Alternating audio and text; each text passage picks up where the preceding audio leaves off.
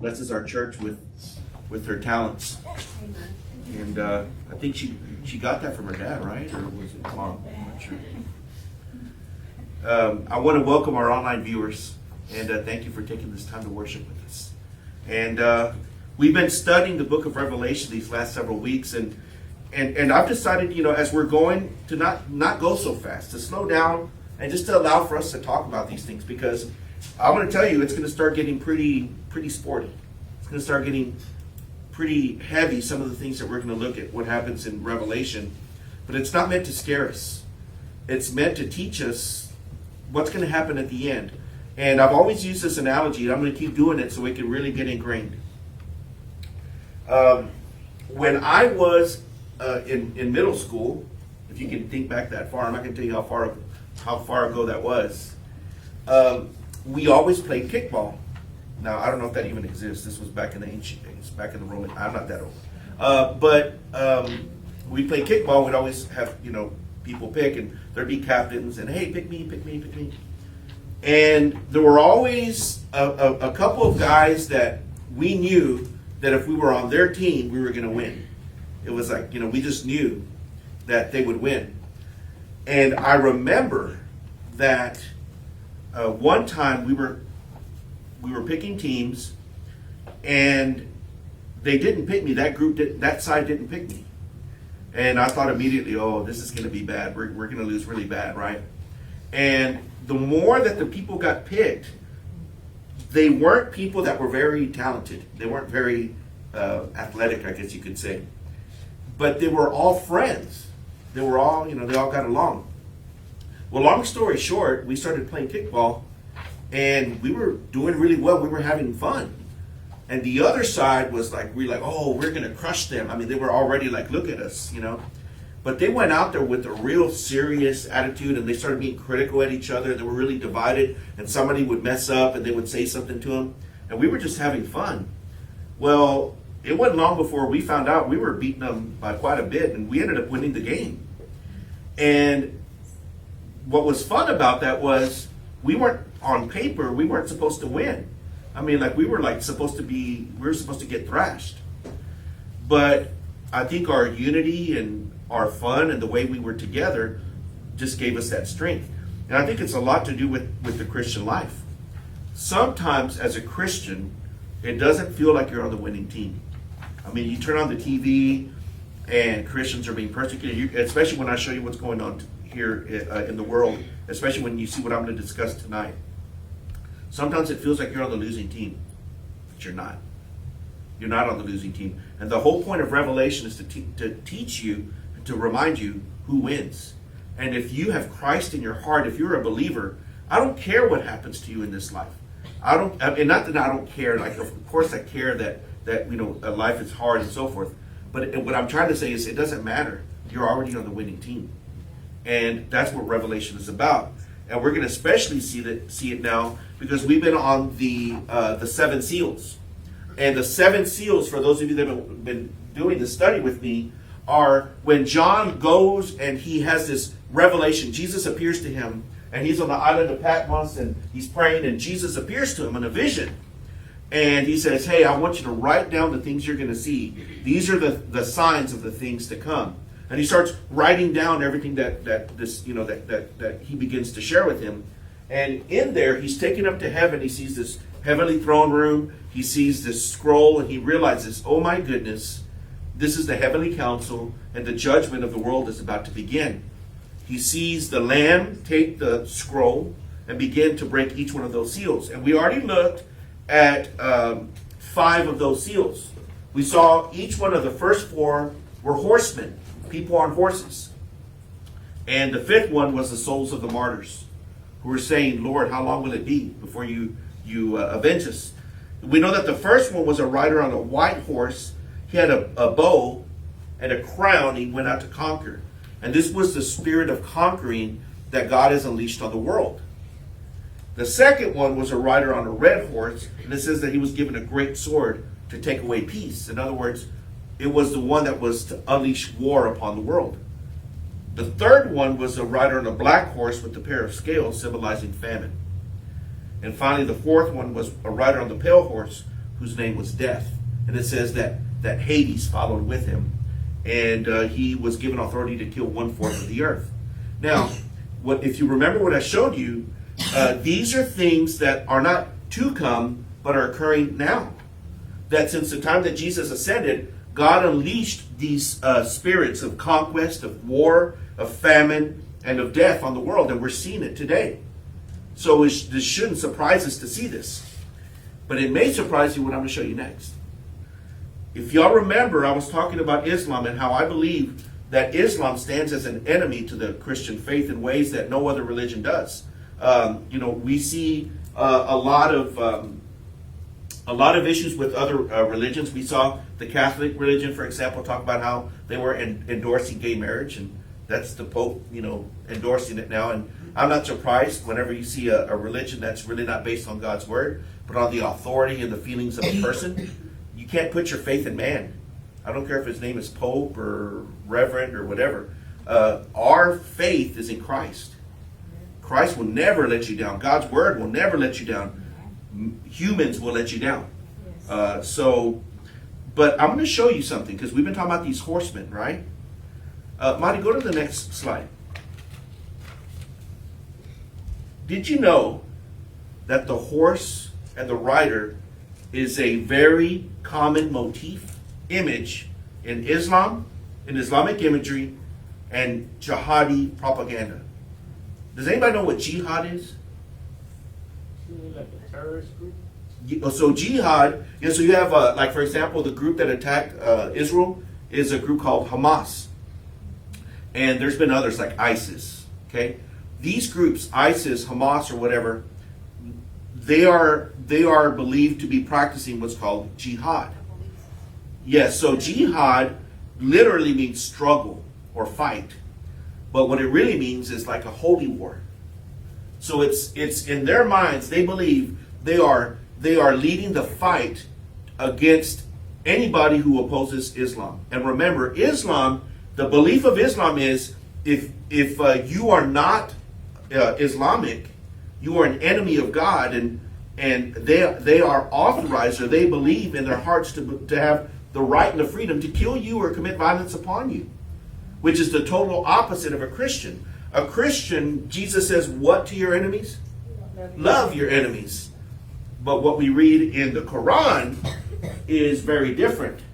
When we read the Quran, there's a spirit of violence and aggression. And again, I read to you, like for example, from the Quran in the Surah chapter 5, verse 72, they certainly disbelieve those who say, truly God is the Messiah, son of Mary. But the Messiah said, O children of Israel, worship God, my Lord and your Lord. Surely whosoever ascribes partners unto God, God has forbidden him the garden, and his refuge shall be the fire. And the wrongdoers shall have no helpers. They certainly disbelieve those who say truly God is the third of three. That's the Trinity. While there is no God save the one God. If they refrain not from what they say, a painful punishment will befall those among those who disbelieve. Now, I'm not picking on this faith, but I'm just telling you the truth. If you look at a stark definition, identity of the Islamic faith, as opposed to Hinduism, Buddhism, Confucianism, Taoism, is an aggression towards, if you notice, Judaism and Christianity. I mean, their Quran specifically labels those two. It doesn't say anything about the Hindus, it doesn't say anything about the Buddhists, it doesn't say anything about the Taoists. It specifically labels those two as enemies of God, which is why you see the jihadists, those groups, committing violence and attacking oftentimes Christians and Jews. So it's a very common motif, this rider on a horse. Remember, we looked at the four horsemen, right? Well, this image is supposed to instill these notions of strength and inspiration. And really, this image is the symbolic call to jihad. Like if you go on the websites, the dark websites, if you want to join jihad and be one of those people, this is a common image you're going to see. I didn't just take this out of anywhere. This was an image that was extracted from the Department of Homeland Security as a common image that describes the jihadist movement. So the horse is important to the Arabian and the Islamic culture. You know, the Arabian horse, those are supposed to be like the premier horses around the world. And in Islamic poetry, what's called the hadiths, the horses are depicted as symbols of chivalry and pride and bravery and battle. And they're supposed to echo that first generation of Muslims that went conquering. They went out there. Now, Jesus never attacked a village. Jesus never took slaves. Muhammad did. Muhammad killed many people. He was a warrior, a warlord. And these symbols depict the military victories of Muhammad. Totally different images. Let me read to you real quick, talking about the horse, right? Now, I just find it interesting. And you're saying, Pastor, what are you saying? I just find it interesting that these horsemen are described in Revelation, and it just so happens that it is the very exact symbol of the jihadist movement. Maybe it's just a coincidence, right? Let me read to you out of the Surah 100 in the Quran. And here, the Quran Surah 100 it's a very small chapter. It's entitled The Chargers. And the Chargers are war horses, horsemen. And it says the following. It depicts horses going into battle, and they're galloping through the world, enacting judgment. So they're galloping towards Judgment Day. How interesting. Let me read it to you.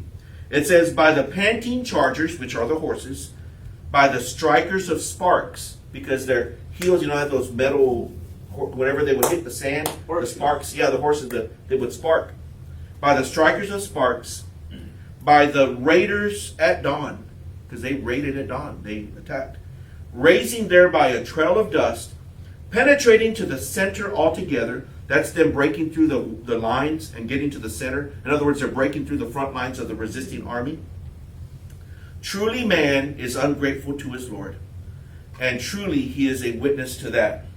And what that means is, this is speaking of those who will become witness, that when the horses come, that those who have not followed Allah will realize that they are condemned and going to hell. And it says, and truly he is fierce in his love for good things. Does he not know that when what lies within graves is turned inside out? That's talking about graves being turned inside out. In other words, the dead shall rise from the graves. Does that sound familiar? When Jesus is saying that the dead shall rise at Judgment Day?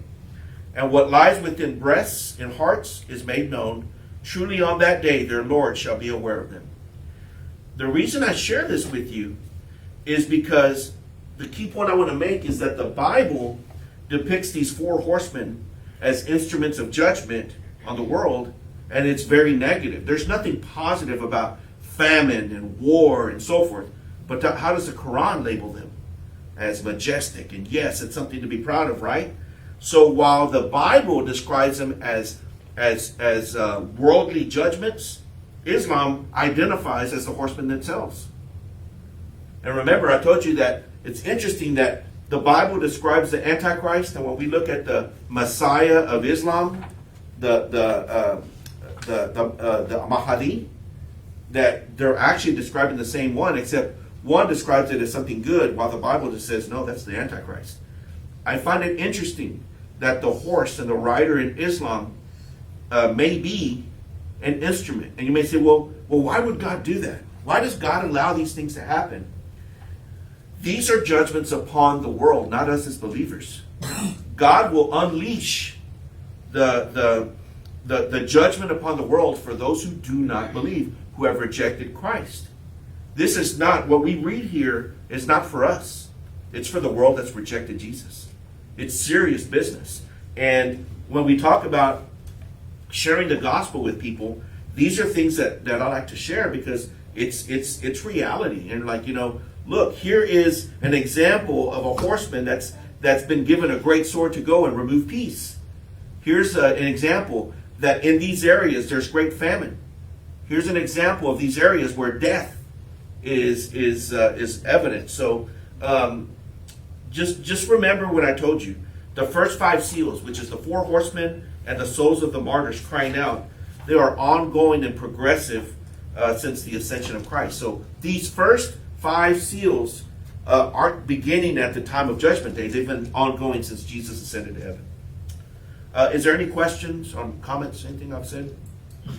Pretty interesting, right? When you look at it. These are, to me, clues that show me that we're not very far removed from the end times. I don't believe we're very far from the end times. I believe we're living in the end times. I don't think it's a coincidence that in 10 years we'll complete 2,000 year, will be the second millennium anniversary of the resurrection of Jesus. The death and resurrection of Jesus. You think about that?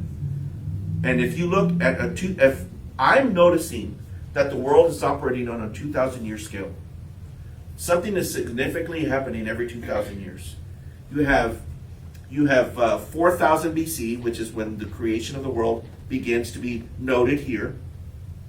Then you have 2,000 BC, 2,000 years later, and Abraham comes on the scene, the one in which God makes a covenant with him and establishes the nations in righteousness through him, the Abrahamic covenant. Then 2,000 years later, Jesus comes on the scene, fulfilling that Abrahamic covenant. And now we're about to finish another 2,000 years. And we're about to enter the 7th millennium. Does 7 matter? 7. Yes. So these are things that we really need to open our eyes for. So let me keep going. And please ask questions if you have questions. Those of you watching online, we have somebody monitoring too. If you have questions, comments, please. We have somebody reading those. Please feel free to share. So that's the first 4, the 4 horsemen. The 5th one, you remember, John looks, he's in heaven, and he looks and he sees this huge collection of people with white robes, and he realizes these are people that died for their faith. These are martyrs. Now, this is a special elite club. It says that they are there in the throne and the altar of heaven. Nobody else can be there. Only those who died for their faith. So it's like this special privileged group, right? And now you would think, wow, on earth, that would be, oh, you don't want to be part of that, right? I don't want to die for my faith. But these people who died for their faith, they are held in a class on their own. And he sees them, and these martyrs, they cry out in Revelation chapter 6, verse 10, O sovereign Lord, holy and true, how long before you judge and avenge our blood on those who dwell on the earth? So that's why we know that these first 5 seals are not starting the end times. They've been ongoing, because they're saying, when will you start? Because it's already been going on. But remember what I told you. God tells them to wait a little bit longer. And notice what he says. Until the number of their fellow servants and their brothers should be complete. In other words, Lord, how long before you exact vengeance for us? When your righteousness, when your judgment for our blood is released on the earth. He says, you need to wait a little bit. Wait until when? Until the number of martyrs, until the number of people is made complete.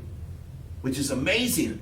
Now we know not only that God is keeping count of how many people are dying, but that is exactly the measure that God is going to use to enact his judgment. Okay? So let me share some stats with you. And I know that I kind of discussed this, but I want to bring it from a different angle. Marty, go to the next slide. These are things, and I thought, I don't want to ignore this. So I know I've kind of discussed these, but I want to bring it from this angle because you need to know. Take a look at this map, this world map. Do you see that there's some spots that are like orange, and then you see some spots that are red? Do y'all see that? The darker the color, the greater the persecution. This is the world watch list of the most dangerous places on earth to be a Christian. Okay? I'm going to let you kind of soak that in. This is based on 3 factors. Number 1, government pressure or laws against Christians. So if a nation is antagonistic towards the Christian faith, that's one factor. Number 2, violence and social pressure, like the number of violent acts or things committed, persecution against Christians that are reported, that raises that as well. Then number 3, the severity of violence. If people are beat up or are they killed. You know what nation ranks number 1? You'd be surprised. Iran? Very close. That's a good guess. India? North Korea. North Korea ranks number 1 with a score of 98 out of 100. That government detests Christianity. North Korea, it's illegal. If you are caught with a Bible, if you are caught assembling in any kind of way, there's no court, there's no judge that's gonna. You're dead. You're dead. They kill you. 98 of 100. Number 2 is Somalia, which is in northern Africa. Then it's followed by Yemen, Eritrea, Libya, Nigeria, Pakistan, Iran, Afghanistan, and Sudan. Do you notice that the major hotspots of danger for Christians is in northern Africa and the Middle East? What do the majority of those countries have in common? Islam.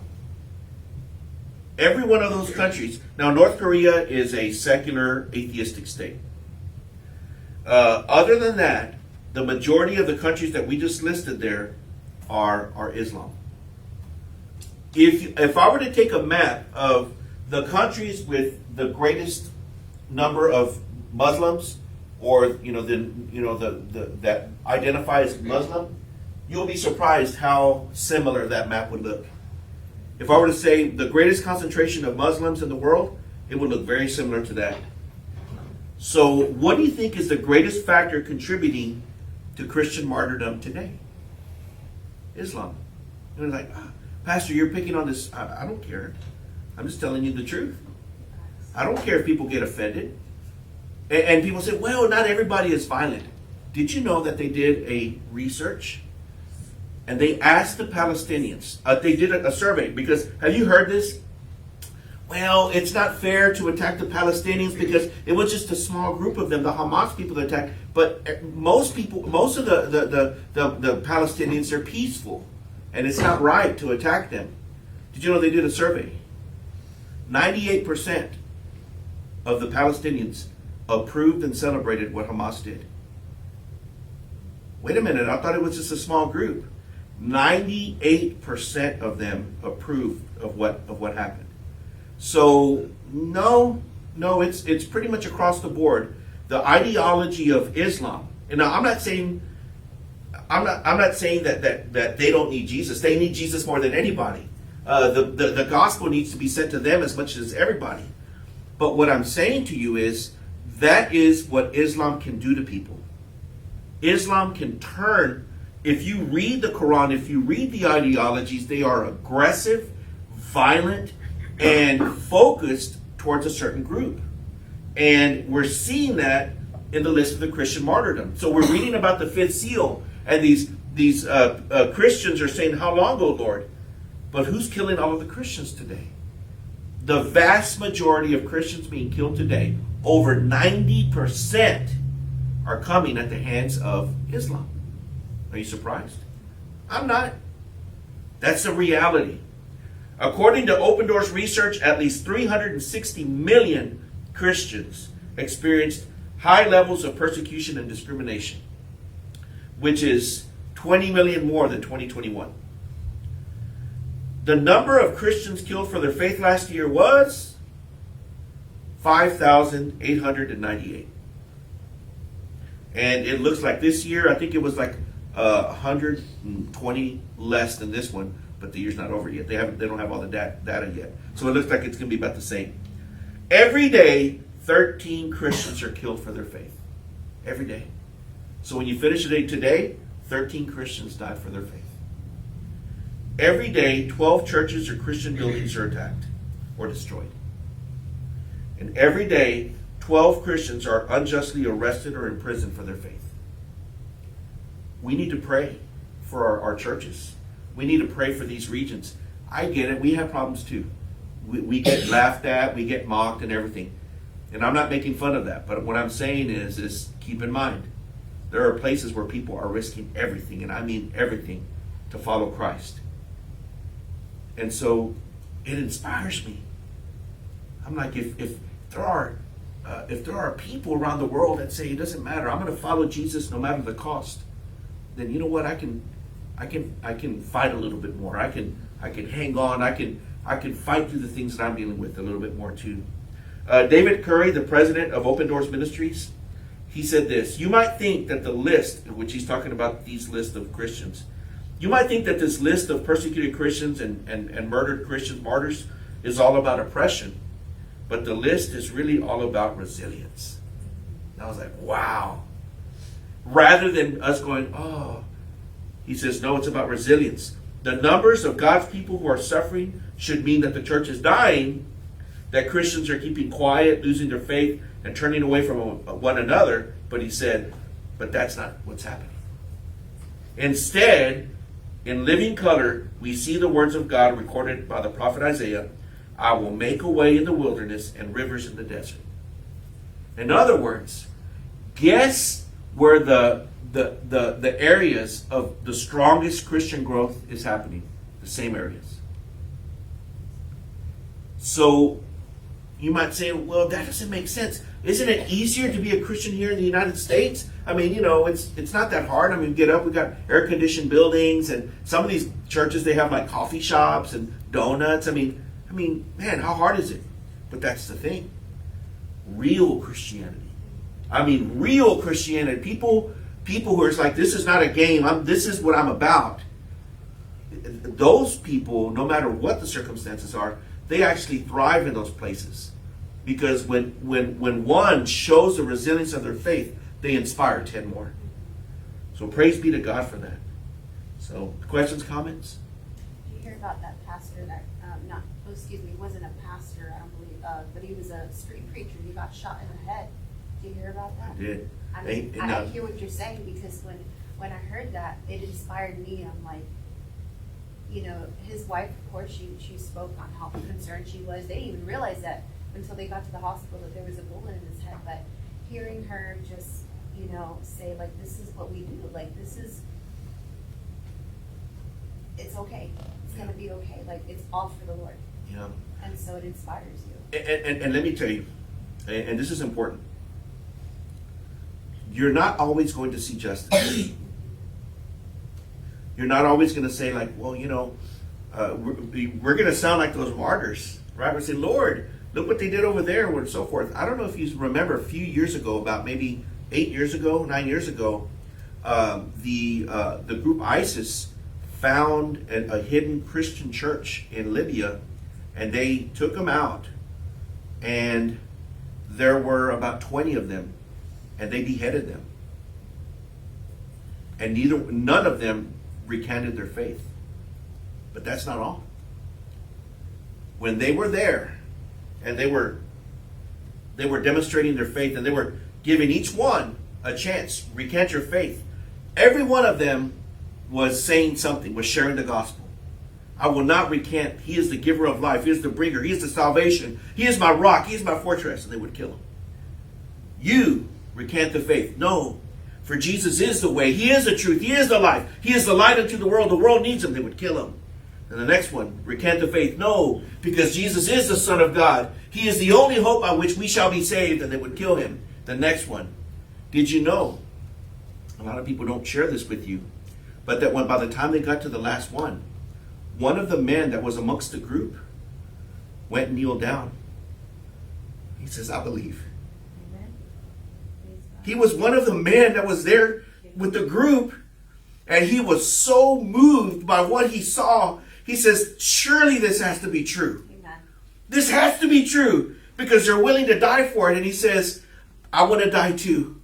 I believe this is truth. And he died right there alongside him. Wow. Now, what excuse do we have? Right? So I had to share this with you. I know we've gone through the seals and everything, but my heart goes out to these places where people are struggling. And I know some of you are too. I want this to encourage you. I know, you lose friends. Sometimes it's hard to kind of let people know that you're a Christian, especially in schools where they're celebrating Pride Month, and it's popular to say, oh, yeah, I'm gay and I'm demisexual or pansexual or whatever it is nowadays, and say, no, I don't believe in that. And I have a healthy respect for those kids who are willing to go into school and in front of people and say, no, I'm sorry, but I just don't believe in that. knowing that people are going to snicker and sneer and judge them. That's fine. I don't answer to you. I don't answer to you. It shouldn't matter the number of Muslims because, you know, genocide is a genocide. And, you know, when you were mentioning with the Palestinians, I mean, you know, at this point, I haven't seen one, you know, condemn the actions that Hamas did. And, you know, they still have the need to associate themselves with Islam. But until then, we should not have any respect for the Muslims. And, you know, until they've turned from their ways and, you know, if God, you know, were to, like you mentioned, like turn from their, you know, turn to Him, I think we should consider that. Yes, but no. And I hear you because you said something that's very interesting because what you say is true. When 9/11 happened, or when, you know, we see these attacks by Muslims, where are the supposedly the peaceful Muslims getting up and saying, no, we condemn that, we don't stand with that? Where are they? Yeah. They're not around because they can't do it and they won't do it. So the silent ones are just as much as guilty as by allowing that, right? Yeah, yeah. But here's the radical teaching, and here's where I want you to learn this. So, like you said, now be careful by saying, well, we shouldn't have a respect for them. So these are our enemies. These people seek to destroy us. Now, here's the most radical teaching in the world. What does Jesus tell us to do? Pray for your enemies. Pray for your enemies. Love them. So what would I do if I came to a group of Muslims and they were battering at me and yelling at me, whatever? I would love them. Because Jesus loved me. And that's hard. That's hard. But I think love and respect is maybe two different things. So yeah, and now I see what you're saying in one aspect because, for example, Israel has to defend herself. Yeah, so a sovereign nation has the right and the responsibility to protect their people. That's a totally different thing. But what I'm saying is, as the Christian witness, don't let hate start in your heart. When you read these things and hear about the pastor getting shot in the head, and I'll see these street preachers, and they come up and they're slapping at them, hitting them, punching them, and whatever. Man, Jesus is love my enemies. That's hard. Think about it. Has there been somebody at school that's talked bad about you? Or has there been somebody that's been unfair to you? Somebody that mistreated you? Somebody that hurt your feelings? Man, Jesus, I'm supposed to forgive them? That's hard. But that's what we're called to do. I have an interesting story that covers what you mentioned. When Steve and I lived in New York, we lived in an area that had a variety of different ethnicities, and about maybe 3-4 houses down was a Muslim family. They were from Somalia. I learned a little bit about them because I would go across the street with the library with Leandro, and the kids would go there, and so I would talk to the children. So we kind of got to know each other here and there. When winter would come around, they were in severe poverty. I mean, there was maybe about 9 siblings. I kid you not, big, large family, right? So in the winter time, when it's freezing, when I tell you that these kids were in sandals, Crocs, whatever they got their hands on, I mean, my heart would break when I would see them. Like they lacked, you know, you would see the boys sometimes even in their sisters' what do you call it? Their garments because they didn't have clothes. And so right before Steve and I left, we had a lot of stuff that we had to give, and I didn't know a lot about that culture of that faith too much at that time. And so out of respect, like I saw their dad walking one time, because we would go to the same deli, and I said, hey, we're moving. I'd love to, give your kids some stuff, and, we have our table, like I'm not selling it, I'll give it to you, our bed, I mean, just really great stuff for the kids. And he goes, I guess I must have said something in regards to my faith, or I said something, I said, the Lord put it on my heart, something like that. And he directly looked at me and he said, you know that I'm Muslim, right? And I'm like, okay, and like, what does that have to do with anything? And he's like, oh no, we're okay. We're okay. And I'm just like, your kids, he rather let his children suffer, his pride not let the Lord provide, and he just rather let his kids live in that state because of his pride. And I was just, I couldn't believe what he was saying. But because I would see the mom here and there, like going down with the kids, I saw how she struggled carrying all the kids. So I had a double stroller, and I said, well, I'm just going to approach her. And praise God, she didn't have the same pride, and she accepted everything, and she was so grateful. But I was able to, I could have just, like you said, you have to love your enemies. And even though part of me was like, oh, this man is so ungrateful, like I just couldn't believe like how he spoke to me. And when right before I left, and I saw the kids like wearing my Uggs and all the kids' clothes, like I was just like, I did the right thing. Yep. But It's crazy. It's a challenge for us, but we're called to love our enemies. Yes. A commentary in Facebook, it says, Comment on Facebook. it says from C.S. Lewis said, as a Christians, we have to forgive the unexcusable because God forgave the unexcusable in us. Yeah, that's a great C.S. Lewis quote. Whoever provided that, thank you.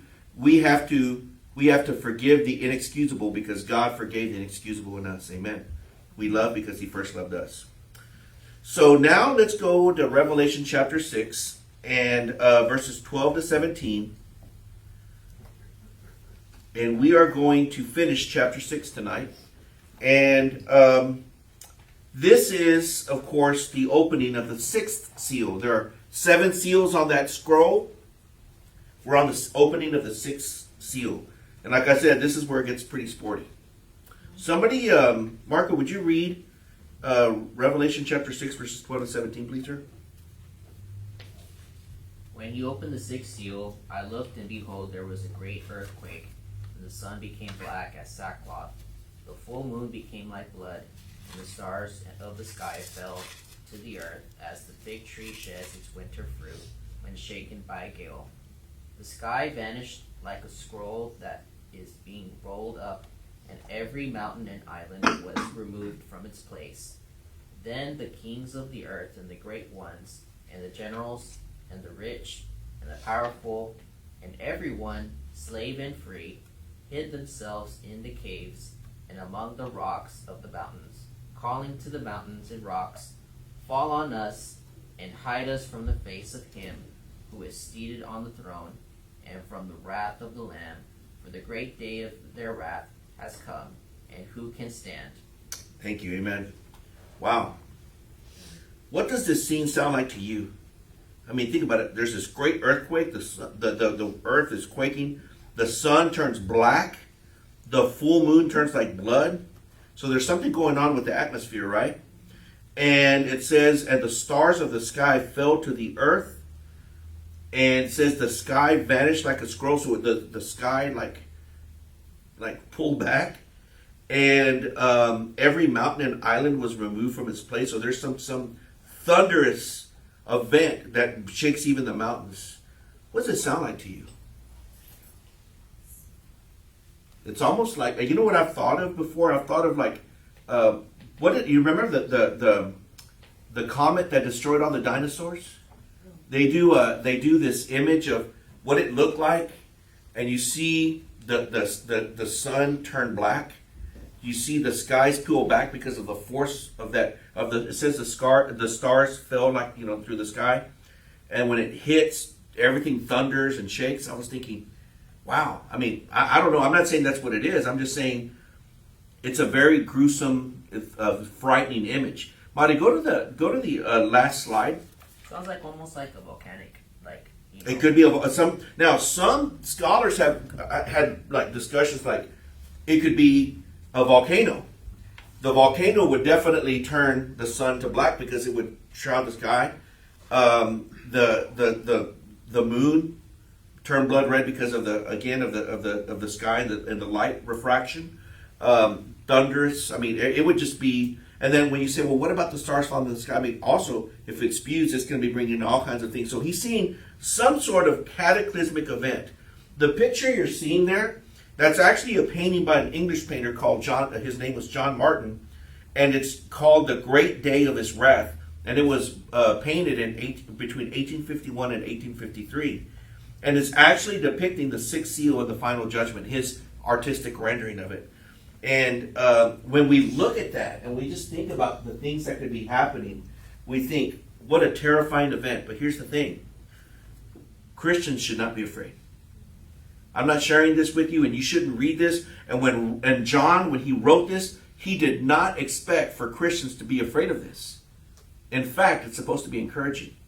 Because this is now, remember I told you that up to now the first 5 seals have been ongoing? This one, the 6th seal, immediately precedes the coming of Jesus. So as horrific as it sounds, it's actually describing the events right before the day of the Lord comes. So the question now is, will Christians experience this final judgment? Because remember, for those who hold to the whole rapture thing, can you see why? Like, it would go, oh my goodness, this is scary. You know what? We got zapped up and we're not here, so woohoo, we don't have to be there. Where does it say that? Right? But not only that, when we ask, will Christians have to endure this great tribulation? Notice chapter 7, go over to chapter 7, and notice what it says in verse 3. So, well, actually, I'm going to read verses 1 through 3. After this, I saw 4 angels standing at the 4 corners of the earth, holding back the 4 winds of the earth, that no wind might blow on earth or sea or against any tree. So there, for a while, there's no wind. Then I saw another angel ascending from the rising of the sun with the seal of the living God, and he called with a loud voice to the 4 angels who had been given power to harm earth and sea. And notice what it says in verse 3. Do not harm the earth or the sea or the trees until we have sealed the servants of our God on their foreheads. So are Christians there? Yeah. Are believers there? Yeah. In fact, they're sealed. So you'll later read about the sign 666, the sign of the beast on the hands and on the head. But here, these people, these servants of God, are sealed on their foreheads. Go to chapter 9, verse 14.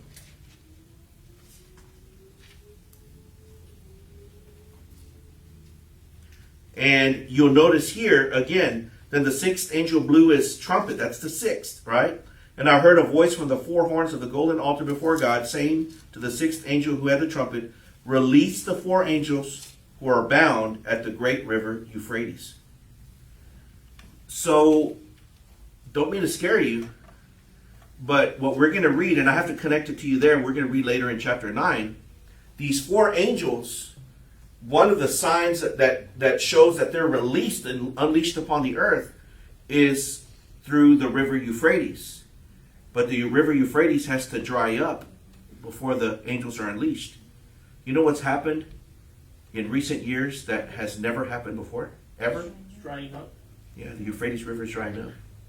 Nobody can explain it. We can. So, go back to chapter 6 now.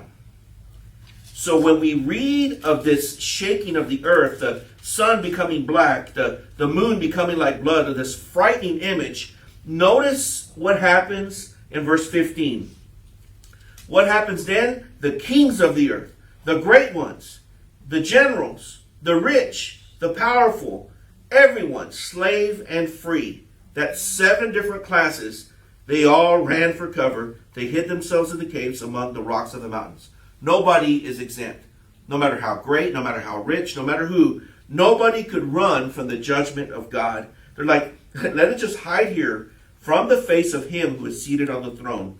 At that moment, they realize that what they're experiencing is nothing short of the hand of God's judgment upon them. And they're trying to hide from God. Notice there's no repentance. Nobody says, you know what? Okay, this did it for me. And they come out and I repent. They get on their knees. Or nobody. They all try to hide. Wow. Like, what needs to happen? Well, this is the day of the Lord that was prophesied by Joel, the prophet Joel. Go to the book of Joel, chapter 2. If you don't know where the book of Joel is, it's right before the New Testament begins, and it's between Hosea and Amos.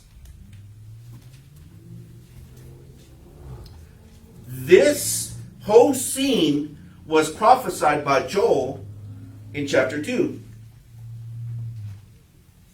Notice chapter 2, verses 30 to 32.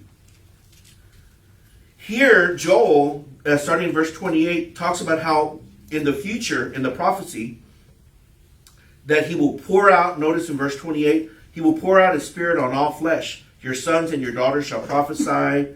Does this sound familiar? Right? This day of the Lord. Notice what he says starting in verse 30. And I will show wonders in the heavens and on the earth, blood and fire and columns of smoke. The sun shall be turned to darkness and the moon to blood. Sound familiar?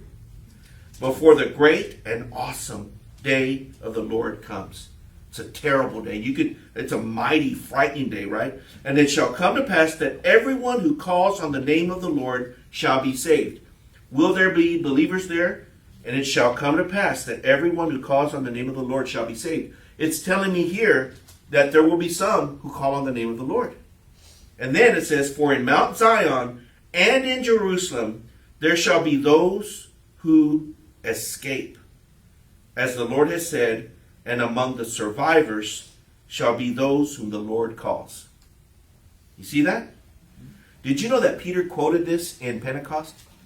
At the day of Pentecost, when the Holy Spirit came, he says, hey, what you're seeing, that everybody shall prophesy and all of these things, and whoever calls on the name of the Lord, he was quoting from Joel. But there's something important to know. Go to the book of Acts chapter 2. Don't forget what we read here in Joel. So go to the book of Acts chapter 2. And notice what Peter says to them. Notice what he says starting in verse 16. Acts chapter 2, verse 16. He says, but he's like, what's going on? I mean, these people are speaking in tongues, and this is crazy. What's happening? He says, no, this is what was spoken through the prophet Joel. And we just read it, right? And in the last days it shall be, God declares that I will pour out my spirit on all flesh, and your sons and daughters shall prophesy. He's reading the same thing, right? And notice what we just started reading in verse 19. And I will show wonders in the heavens above and signs on the earth below, blood and fire and vapor of smoke.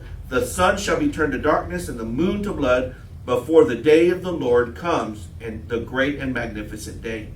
And it shall come to pass that everyone who calls upon the name of the Lord shall be saved. But I want you to notice, if you read what we just read in Joel, he doesn't quote the final line.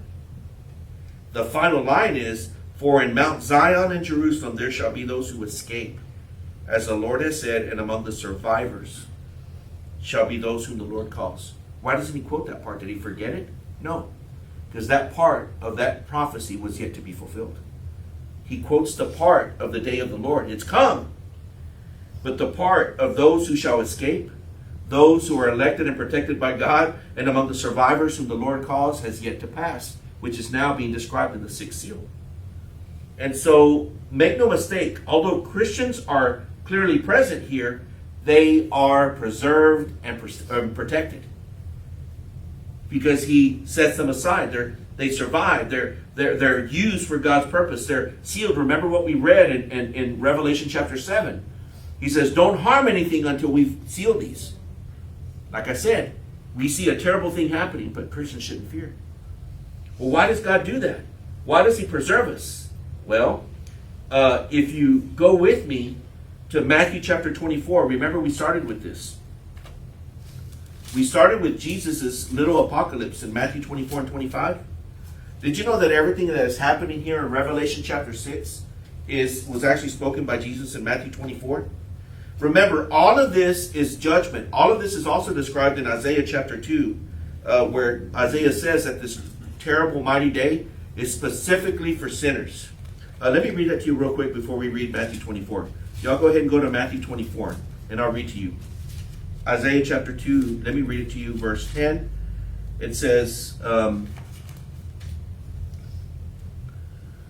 enter into the rock and hide in the dust from before the terror of the Lord and from the splendor of his majesty.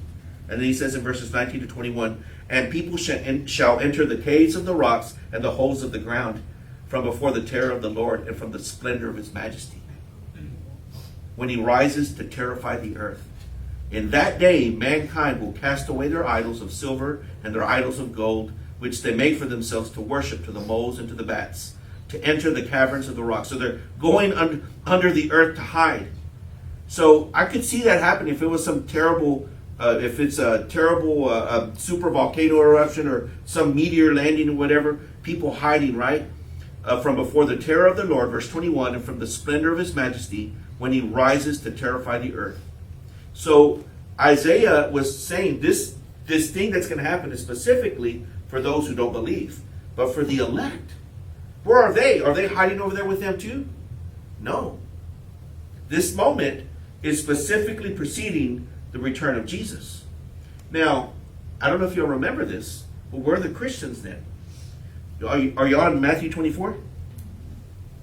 We're going to read verses 29 to 31. Where are the Christians then? Okay, are they not hiding in the rocks? I mean, they were preserved. It says, don't harm them.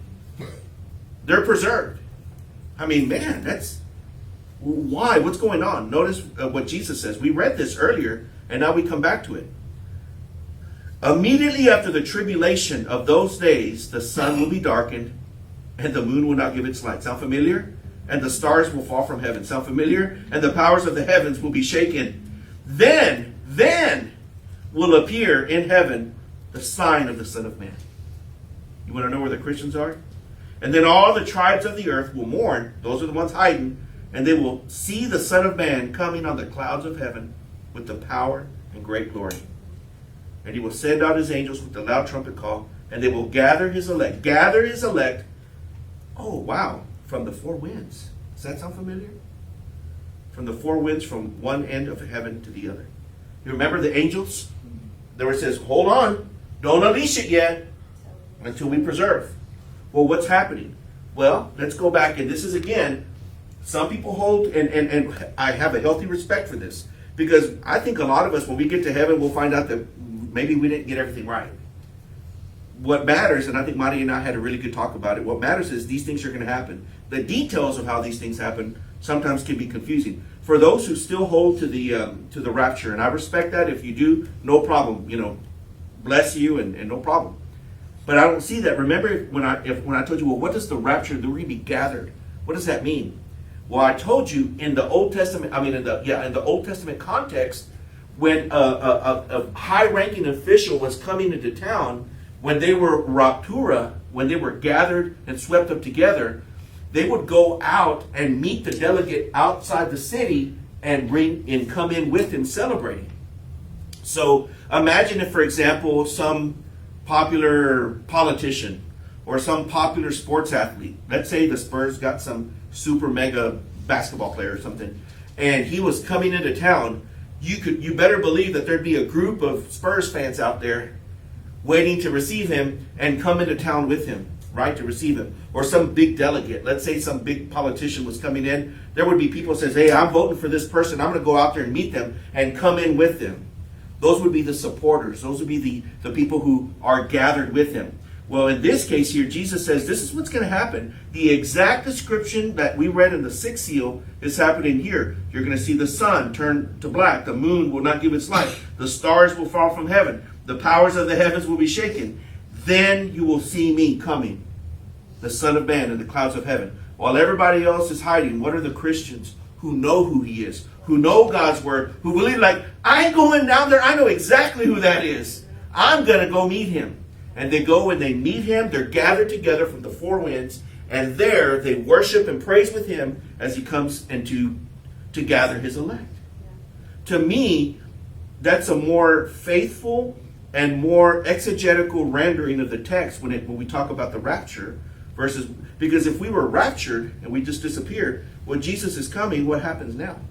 So it'd be weird to be raptured only for Jesus to come and then we have to immediately come back. So we're raptured and come back. Now, again, there are some very smart scholars and theologians out there that hold to the rapture, and I have a high respect for that. But for those who hold to the rapture, they say, no, none of this is happening.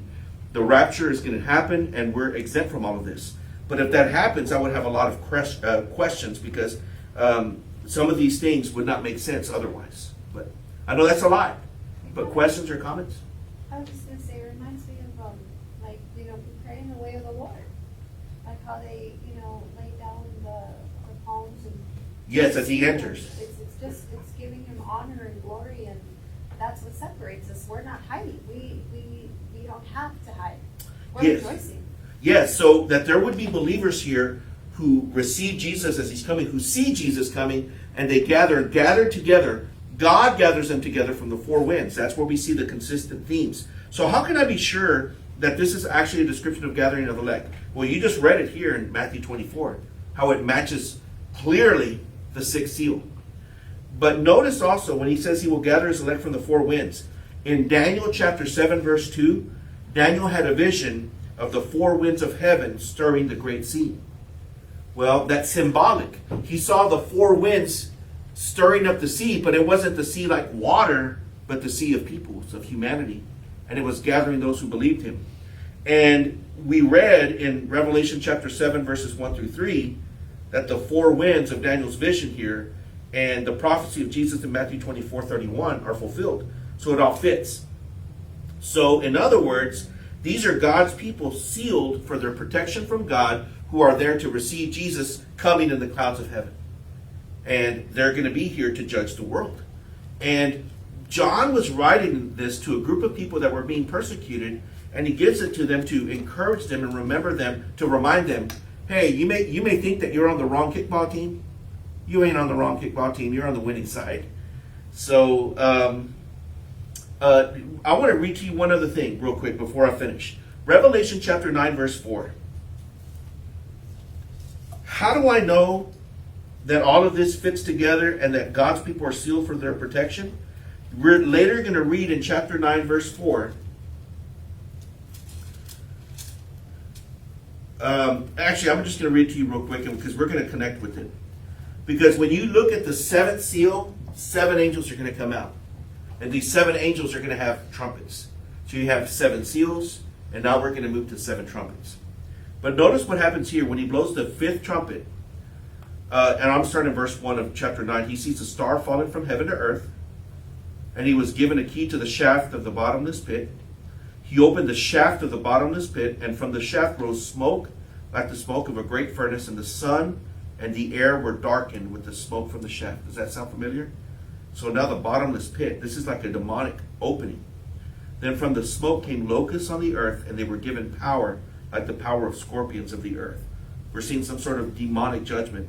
They were told now, notice verse 4. They were told not to harm the grass of the earth. Does that sound familiar? Or any green plant or any tree. But only those people who do not have the seal of God on their foreheads. You remember those who were given the seal of God on their foreheads at the end of chapter 7? So, if you tell me that the Christians have been raptured, and again, I'm not trying to pick on that, I would have questions. I would say, okay, so who are these people who've been sealed? Who are these people who are meeting Jesus in the clouds coming in heaven? Who are these people that God has said, so these people have been preserved for a purpose. And when we get to the 144,000, you'll see exactly what that purpose is. Those are the Jehovah's Witnesses. Yeah, right. Yeah, that's what they said, right? That was their belief. They believed that they were the 144,000, which was all kinds of wrong. Has anybody ever said that? Like, because I spoke to a Jehovah's Witness one time. I goes, well, you know, that's us. I thought, man, that is so wrong on so many levels. I don't even know how to begin to respond to it. You know, but I want you to go to Romans chapter 10, and we're going to finish with this. Romans chapter 10, verses 12 to 15. Why is God gathering his elect, sealing them as Jesus comes in the clouds of heaven? Now Jesus has come. Now the elect have been gathered. Why are they doing that? What's the purpose of God sealing these believers? They're meeting Jesus. Is it possible that God's people will still have a role to play in the final judgment? I mean, I thought we don't do anything else. We just sit back, drink a Dr. Pepper, watch everything unfold. No. Romans chapter 10, verses 12 to 15. Everybody there? Romans chapter 10, verses 12 to 15. For those of you online following along.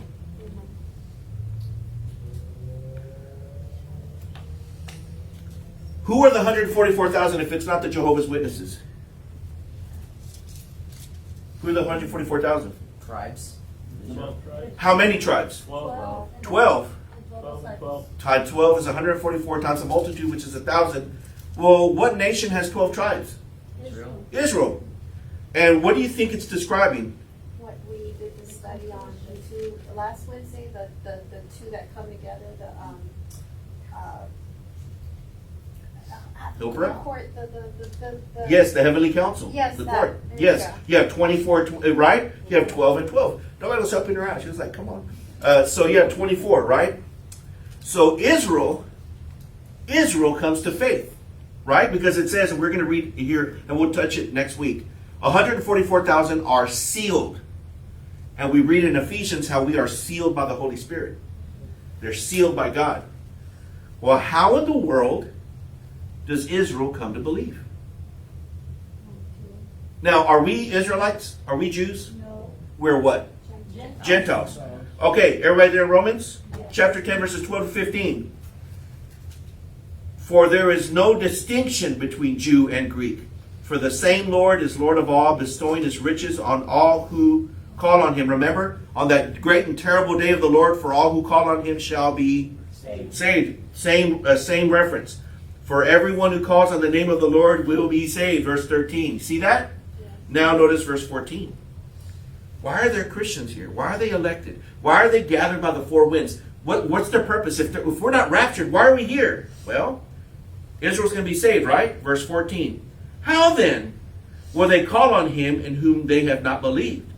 And how are they to believe in him of whom they have not never heard?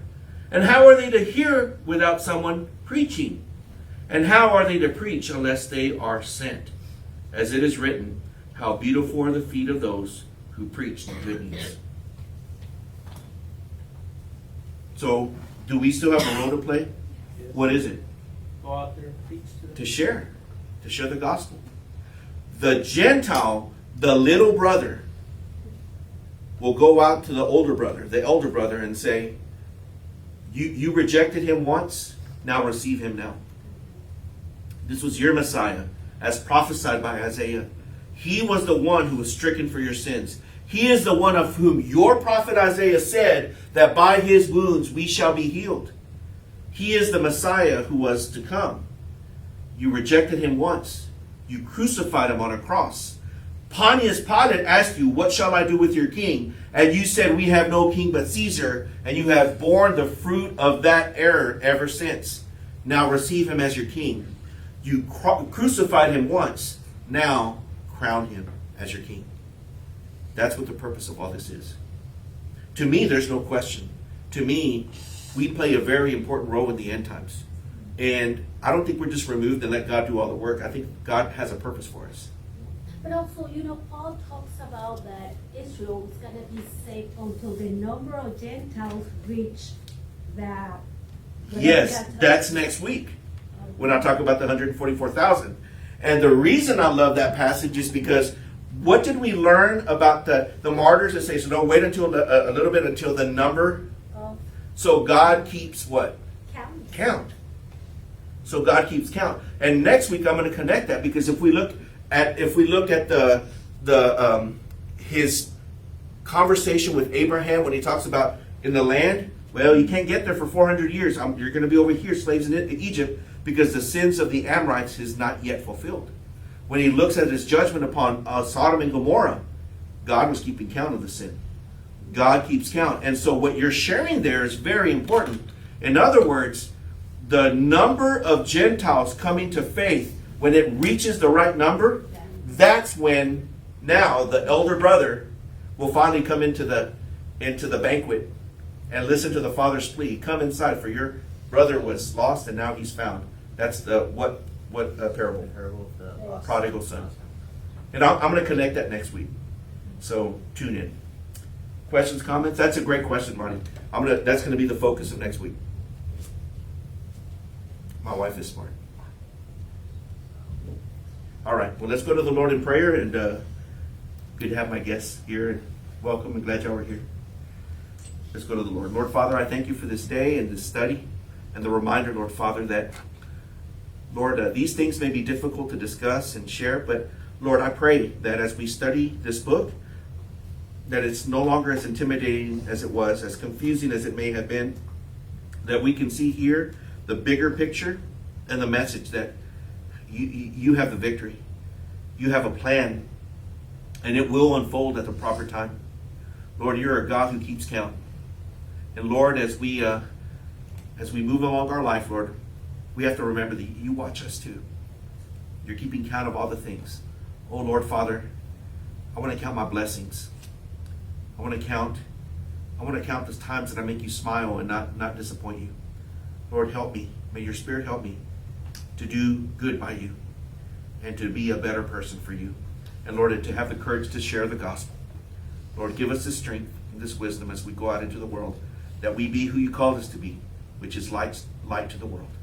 I thank you. In Jesus' mighty name, amen.